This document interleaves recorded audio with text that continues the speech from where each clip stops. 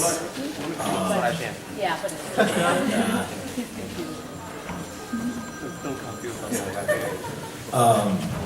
Today, when we just walked up here, and the original space had been taken, and then you couldn't get in here, I was just thinking that this was kind of par for the course for my day, in that it's like no matter how much you try to plan out what you would like your day to be, when you have a small business, all kind of bets are off the table. Anything could really happen at any time. And this afternoon, because I was thinking about what I was going to say tonight, and I think that my life kind of got summed up this afternoon when we have a shop in Union Square, and we have a new shop that's under construction, just 2 doors up, and we have an extra fry item that we needed to get from our current location, but it's on this gigantic alley that couldn't fit out the back door because there's some steps, and it couldn't fit in the front door of the new shop. So we had to bring it all the way down the street and around the back, and that kind of summed it up for me. Just wheeling a fry later down the street. It seemed that's what I felt like I needed to tell everybody that I did today. But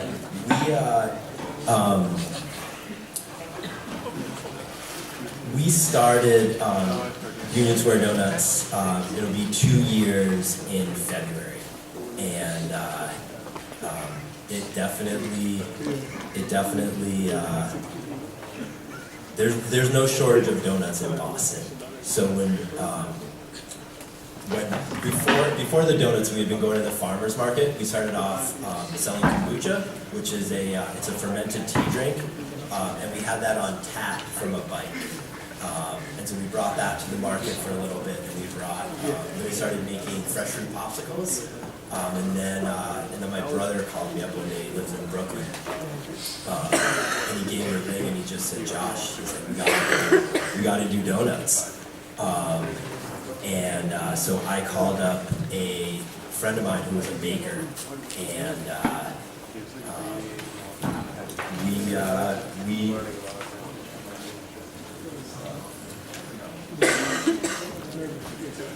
is this louder?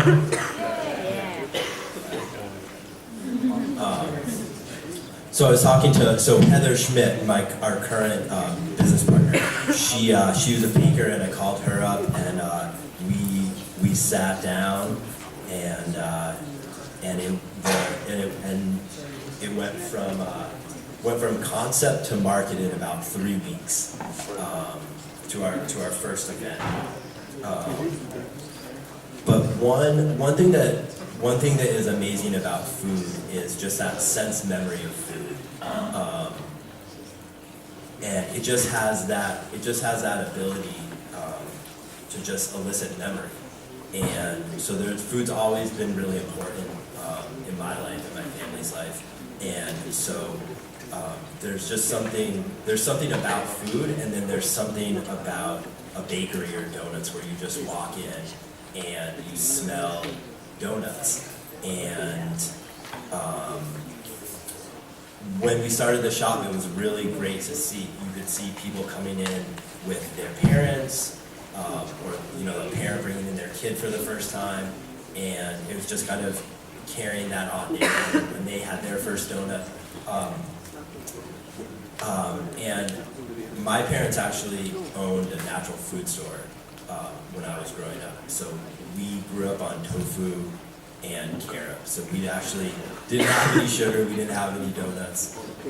We had that really gross licorice and carob. So my mom was in town the other day, and I asked her, I was like, "Mom, is this like the ultimate kind of like late in life rebellion by us to open a donut shop?" And she nicely said that it wasn't. But it's also because they're made out of donut. There's a lot of sugar in them. There's a lot of flour and butter and milk. we do everything by hand. Everything's hand rolled, hand shaped. We use the best ingredients that we can, and it shows. It shows in the product.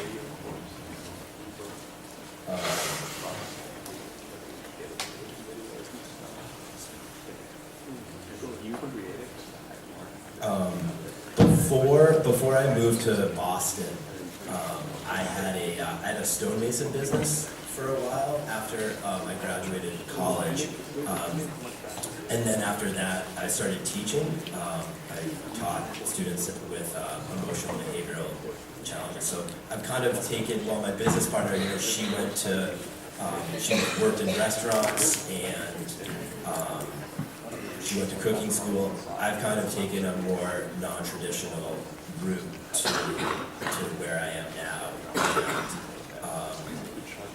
it kind of, when you have the type of small business that we have, in the beginning it doesn't necessarily matter what you're good at or what you know how to do. It's what you can figure out how to do, or be able to adapt to what you're given. There's definitely a level of just kind of being naive, because I think that a year and a half in, if I had known everything that we'd be dealing with on a daily basis, you almost get not psyched out, but it's just a kind of a healthy, just being naive to a healthy degree. That allows you to kind of stay motivated and stay focused and stay excited about what you're doing, because you don't think about all of the, you haven't yet been faced with all of these tiny details that will consume your life.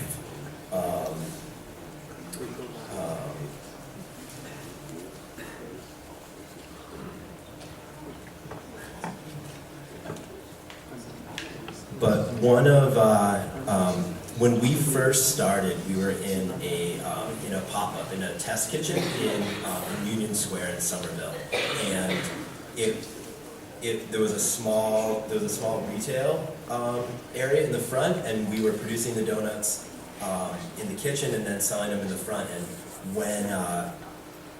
when we were sitting down trying to think about how many donuts we would need for the week, we hired one person, and we thought that the three of us, one person could be making donuts, and if anyone really showed up to buy a donut, then somebody could just come in the back and take care of the customers and then go back. Well, when we opened up, we ended up selling more donuts in the first hour than we had planned for the whole month. And so kind of right off the bat, we had, in like the greatest possible way, severely underestimated how the Boston area, how ready they were for donuts. So we've been playing catch up since then, because we were maxed out there, and so we moved up the street to a shared location. So there was a woman that had a cafe, and she was just open at night, and we were in a position where we kind of needed to get out of that test kitchen real quick. So this allowed us to stay in Union Square, but it also was a constraint. It was an existing business, it was an existing space, and we were having to kind of fit our systems into this existing space. And so we got maxed out there pretty quick too. But we have been figuring out ways to just kind of make as many donuts as we can. And we're just about to wrap up construction. It's just 2 doors up from where we currently are in Union Square on Bow Street. And that place has been designed for making donuts in the most efficient way. So pretty soon there will not as many people will be leaving disappointed. It's like you either go from like a hero, people are so happy when to show up and get donuts, or if we're sold out, then they're they're just not happy. They're not happy. But overall, it's definitely a good time to be a donut in Boston. I don't know if anybody has any questions. I'd be more than happy to answer them. Yep. Yes, we just did that on last Saturday. Was the first one there. Yeah, we did a donut ice cream sandwich with our regular donut, and we cut it in half and we put some Tuscanini's malted vanilla ice cream in the middle, and then dip it all in magic shell chocolate. We're going to have 100 of them this coming Saturday. It's at, you know where Sweet Cheeks is, in the Fenway? Right next to Sweet Cheeks. It used to be, I think it used to be a frozen yogurt place. And so we'll be there, I think at about 8 p.m. until they sell out. And there might be a sign up either through us, we'll retweet it, or through the Fenway. There'll be a place to sign up. Yep. Why donuts? That's a good question.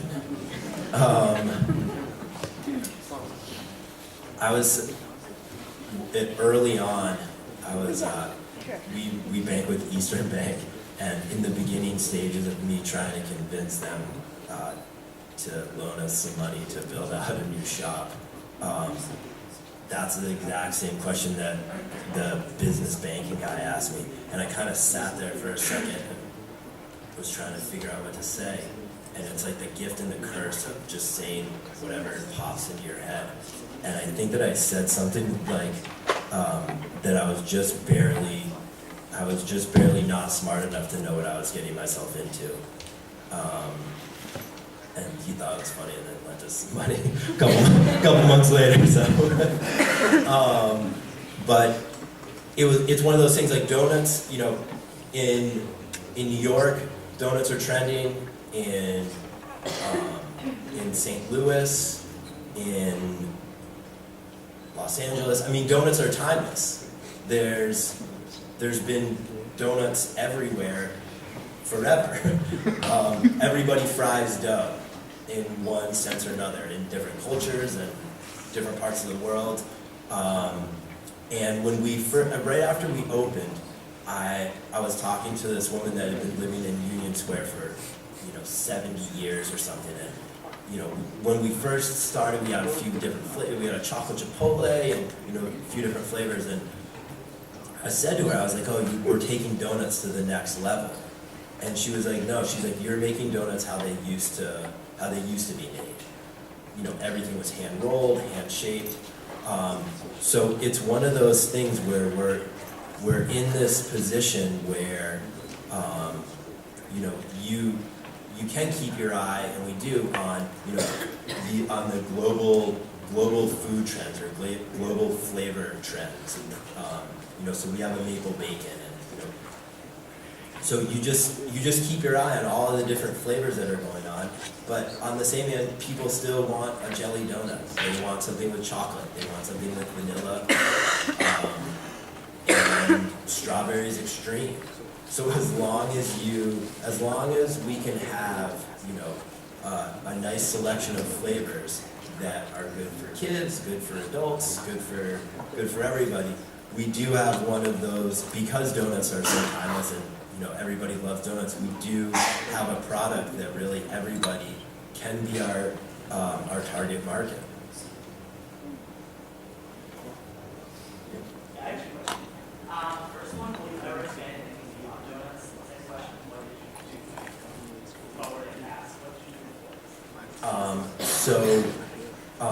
In terms of other products, because we hand roll everything, we roll out the dough, and then and then we shape the donuts. We take all that dough, put it back, roll it out again, shape the donuts. But the third time, it creates a donut. Once you fry it, the donut becomes tough. it's not a good donut. However, if you take that dough and bake it, it's amazing. So we've started experimenting with savory donuts. So we've taken that dough and made it into a square and did like a bacon cheddar sage. We had a scallion one, and they're delicious. It's somewhere in between like a bagel and a bialy and a donut. We have not made a cronut. I'm not sure, but if we are going to make a cronut, we definitely have the team to do it. We also have made last year for Thanksgiving we did donut stuffing. So we took the donut dough and made it into stuffing. And I was talking to this woman who had got some, and she put it into a waffle maker. So when it was still wet, she put the stuffing in a waffle maker, which it just like rocked my foundation. Like I simultaneously felt myself unlearning like everything that I had known, and I needed to relearn it based on knowing that because you have that waffle, then you have a place for the gravy. It was brilliant.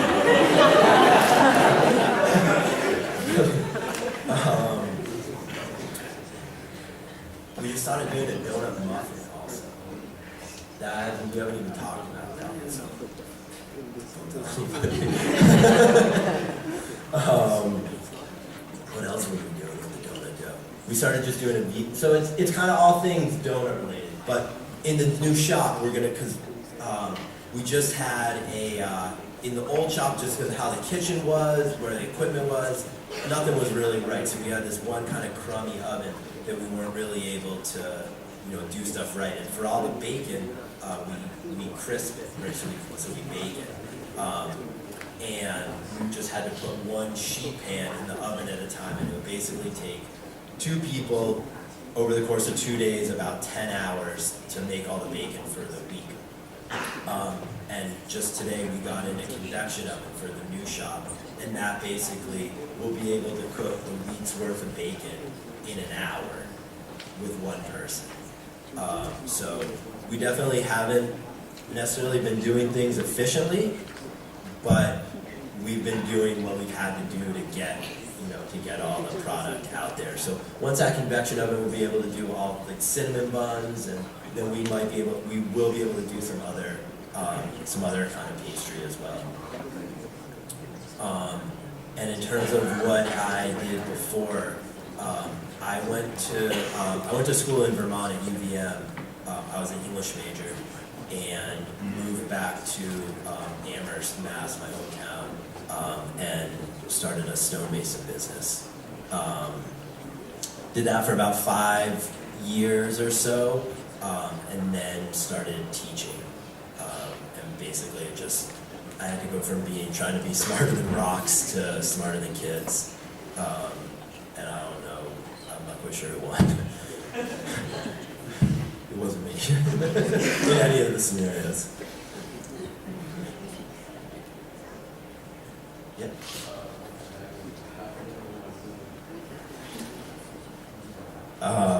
More donuts. A lot more donuts. We even with this new shop that's about to open, I don't. Even though we're going to the farmers markets, I don't think that I will be satisfied with just one shop in the Boston area. So I think it will be a few shops here. But we're always got our eye on what that next product could be. So yeah. Right now, what would you say your biggest obstacle to growing and expanding? Right now, it's capacity. It's production for donuts. We've been for the last probably this summer for the last like 4 months between the farmers markets and so our shop. So production right off the bat, we knew that we weren't going to be able to make enough donuts. So our hours are Thursday. Our days that we're open at the shop are Thursday through Sunday. Thursday and Friday, it's 7 a.m. to 1 p.m. We've been selling out at 10:30, 11, 11:30. So and same thing with the farmers markets. We've been out of donuts for half of the number of hours that we are open. Granted, someone described this as champagne problems the other day. I would much rather have this problem than the opposite, than trying to convince people to get donuts. But it's an issue nonetheless, because it also just comes down to we're just leaving money on the table. So that means that our taking steps to, approach the production shape, so that you can. Yeah. If we weren't, I wouldn't want. If I was working for me, I would have quit a number of months ago. But yeah, we are. The construction has taken a little bit longer than we would have liked or than expected, but it should be beginning of October. We'll have a new location just right up 2 doors up from where we currently are, and the kitchen size has I think the production space is about doubled. We'll go from 1 fry-later to 2, and we're also getting a machine. It's called a sheeter, a dough sheeter, and basically the dough goes in, and it's like a fax machine for dough. It just kind of shoots it out in a uniform, just a uniform sheet, so we can then cut. We can hand cut the dough through there. So we're definitely taking steps to make more donuts. I don't think we would have been able to continue like this without scaling up.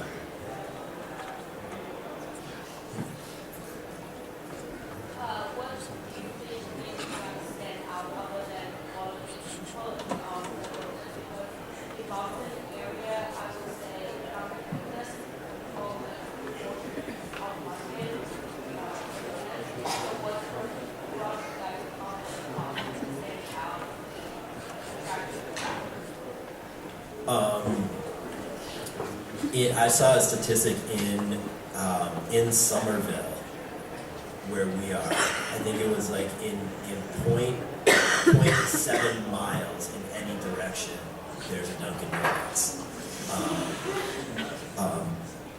I'm not really sure if Dunkin' Donuts is our competition, but there are a lot of donuts, and I think that for us one of the most important things is just giving people an experience. I think that it's going out when you go out to dinner. There are so many restaurants that it's just different ways to make a chicken breast, and so it's like what can separate you from a different business.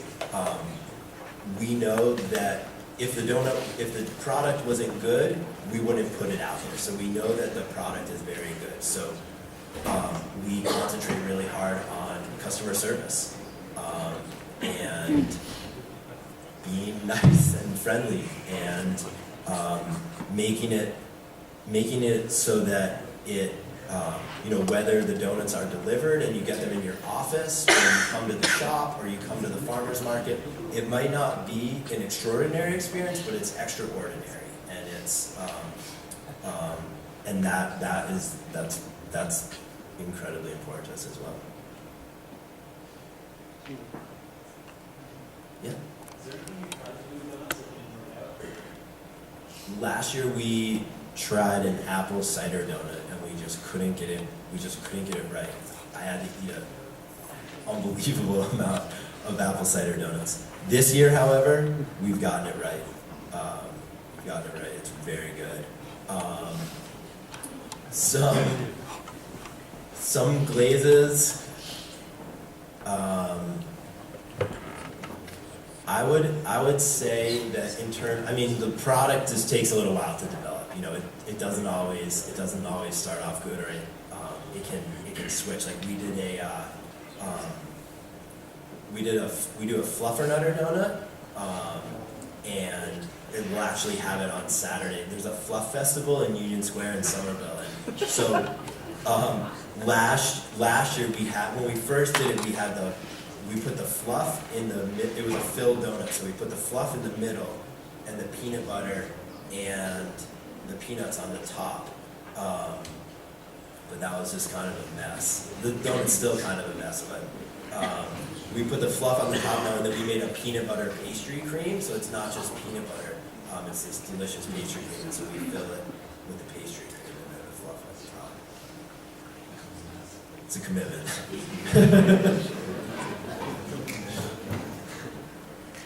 Yeah.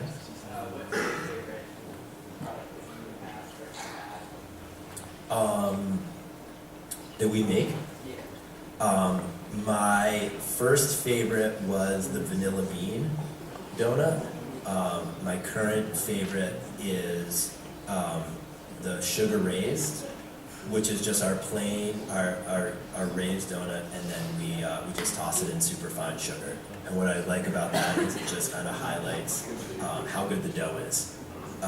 The dough, it originated from a brioche, so to give it that kind of light and airy and fluffy texture. And I also, we just started doing a vegan donut, and it's phenomenal. It's really good, and I'm not even that huge a fan of vegetarians. I'm just kidding. Yeah.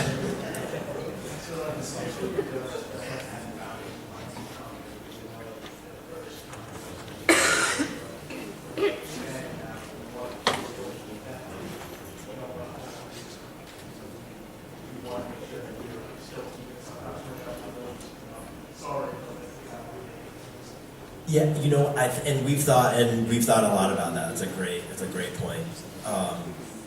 I think that we'd still be able to keep.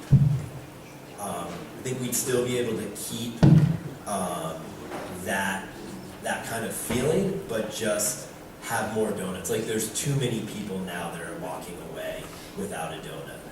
There's a difference between kind of running out of donuts. If we're closing at 1, running out like right around 1, then at 10:30. Because at 10:30 there's still a number of people that would like to come and get donuts. So I do think that even that we'd be able to maintain that same kind of feeling with making a few more thousand donuts a week.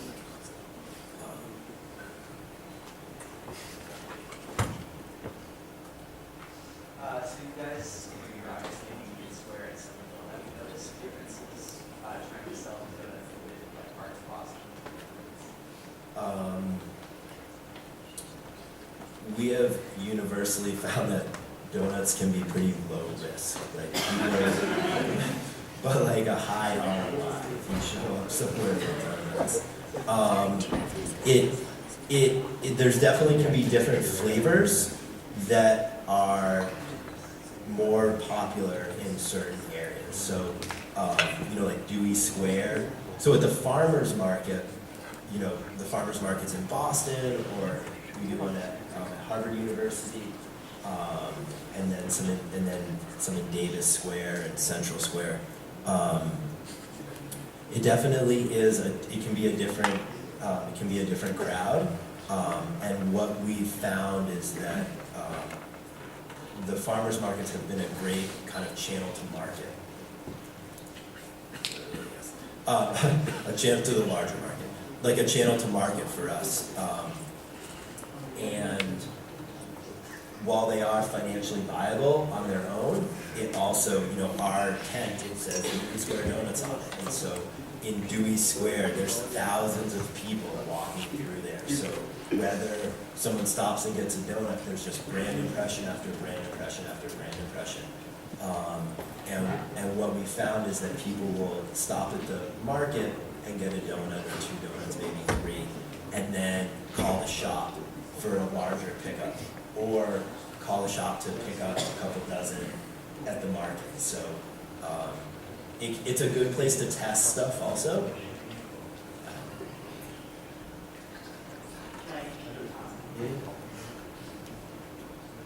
I actually work right in Dewey Square, and the idea to ask him to come speak was because I passed the Union Square Donuts tent in Dewey Square. I'd just like to announce that to everyone.